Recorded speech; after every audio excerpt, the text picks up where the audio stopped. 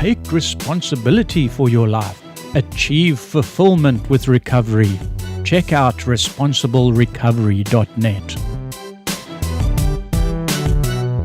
So I applied to SFSU and I got in. I was accepted and I was stoked because I was like, this is going to be my fresh start.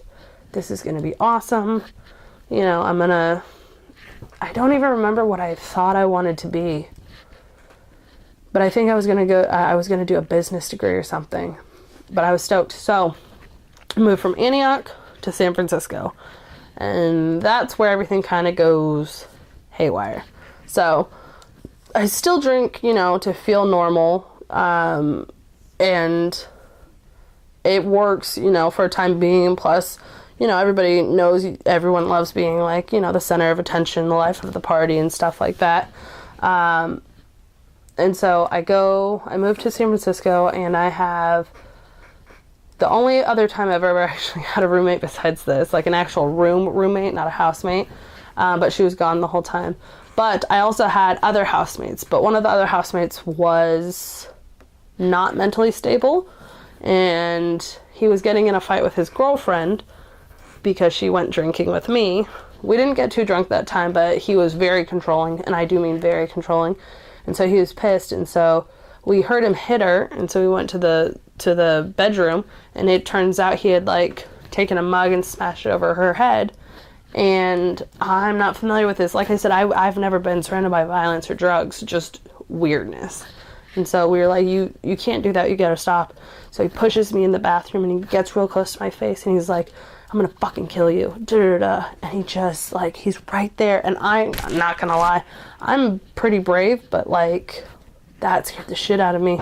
I don't know when I've ever been so scared. The second he left, I literally took my stuff and had somebody drive me back to my sister's place, because there was no way in hell I was still gonna live there. I was so terrified.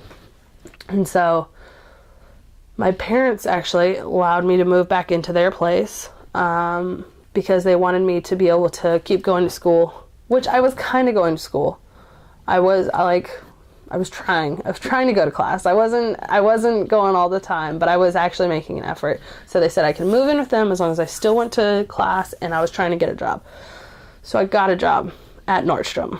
And at Nordstrom, I found one of my drinking pals, and one of the pals that took me into probably one of the darkest depths of drinking that I went. We'll call her N. And her and I were trouble together. So she usually worked a mid, and I would close. And the problem with that is we were drinking at work. But when one of you leaves in the middle of the day, and the other one stays until like midnight, I have about 5 hours where I'm alone, still drunk, still drinking. So her and I would get absolutely hammered, and off of Seagram 7. It was cheap, and it did the trick. And so we would go actually down to we worked in a huge mall in San Francisco. So we would find one of the bathrooms downstairs. We'd lock ourselves in the stall. We'd literally drink like this much in about 10 minutes, back and forth, back and forth, back and forth. And then that seems like it'd be fine. But once you started, you can't stop. So we'd be taking 10-minute breaks to go smoke a cigarette, to go get shots, to go get another bottle. It was bad. And then, like I said, she would leave and she would go home. But now I'm alone and I'm drunk. I want more. I want to get drunker. And there were days I don't even know how I got home, honestly. I would come to work almost all of the time, just praying that I did everything I needed to do to not get fired. And usually I was really proud of myself, because even drunk me knew how to get the job done. And that's what I always said, drunk me knows how to get the job done. And so I would just be drinking by myself a lot. I would go across the street to the liquor store and just hang out there with the guy who ran the liquor store for 2 hours, doing nothing, just drinking and smoking cigarettes. And I wasn't a smoker, mind you. Nobody in my family that I really grew up with smokes. I wasn't a smoker, but I like to smoke when I drank. And if you're drunk all the time, now you're a smoker. So I would just be smoking and drinking, and I never liked how the smoking made me feel, but I did love how the drinking made me feel. And at the beginning, when I would smoke, when I drank, it just gave you that next level of drunk. It was awesome. You'd be buzzed, and then you'd smoke, and you'd feel like, woo, like literally next level drunk. And it was awesome. Towards the end of my drinking, smoking put me in a blackout.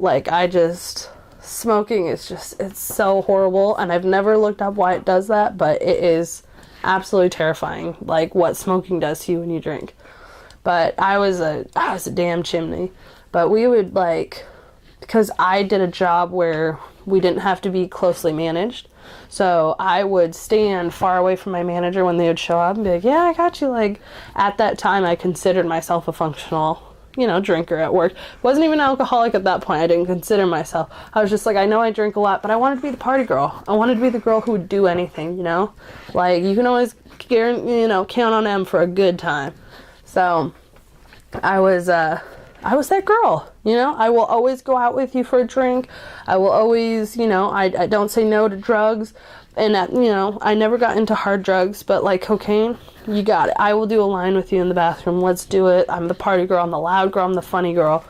I wanted to be it all. I wanted to be everybody's it girl, And so almost every night after work, we were going to the Castro. We were going to, there was this little hole in the wall dive bar that we'd go to. They had $2 beers. For $5 you could get a shot and a beer. They had food. I was there every day. I'd bring people all the freaking time. I was getting free drinks. They knew me there, and didn't have to flash my ID or nothing. I was well known, and I liked it, but there were cracks in the facade, there was, definitely too many times where I couldn't even get out of bed because I was too hungover. Towards the end, I don't know, I started drinking a lot by myself, and it just never went well. I don't know why. I always wanted to be the badass, the girl who wears black, who wears leather, who doesn't take no shit, because I was always halfway there, because I'm pretty self-sufficient. I have great boundaries. I don't need other people. I mean, that's just how I was raised. I've seen my mom create boundaries my entire life. Even if they didn't make sense, they were there and she was enforcing them. So, that of course rubbed off on me. But, so I was halfway there, but I wanted the other half. I wanted to be so cool that everybody wanted to be me and wanted to hang out with me. And I thought it was cool to go to a bar and drink by myself. I thought it, the image in my head looked great. It's not. I would get so drunk that I would literally lose bags of stuff. When I say bags of stuff, I'm talking iPads, iPhones, rent money. I've lost entire months of rent because I was walking on the train tracks and it's gone. I must have tripped and it fell, and my drunk self just didn't see it, and I kept walking home. There have been times where I took a taxi home, and on the way out of the taxi, I tripped and everything scattered on the sidewalk. And instead of picking it all up, I passed out on the sidewalk for about 2 hours.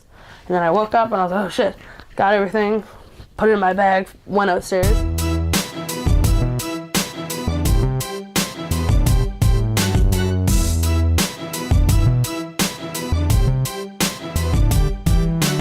Take responsibility for your life. Achieve fulfillment with recovery.